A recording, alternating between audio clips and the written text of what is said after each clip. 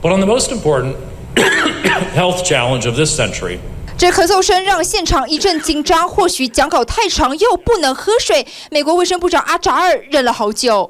The influence of the PRC far outweighs its investment in this public health institution, and it uses influence not to advance public health objectives, but its own narrow political interests. 在台湾土地上痛批对岸，阿扎尔访台第3天，由赖副总统做东主持午宴，还特别送上彩色口罩当作贺礼。既然要吃饭，怎么保持社交距离？原来采用长桌让2国官员分开坐。可驻台的 AIT 处长厉英杰是美国官员，要坐美方那一侧，还特别安排了透明隔板。Excellent visits. Thank you very much. Will Taiwan be on a priority list to acquire U.S. vaccines?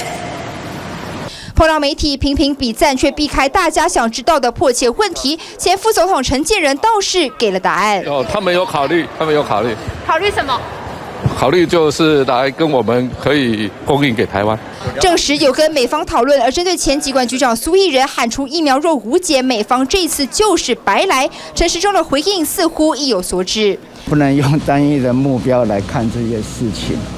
那如果毫无国际观的人讲这些事情，那也就算了。好，那有国际参与经验的人讲这样的事情，那真的就是白目。台美喊出合作，国人更关心怎么具体合作。TVBS 新闻董明浩、傅廷华、钟嘉南、洪富华、刘婷婷 H 小组台北报道。网上看新闻，请下载 TVBS App 或直接按订阅 TVBS 新闻频道。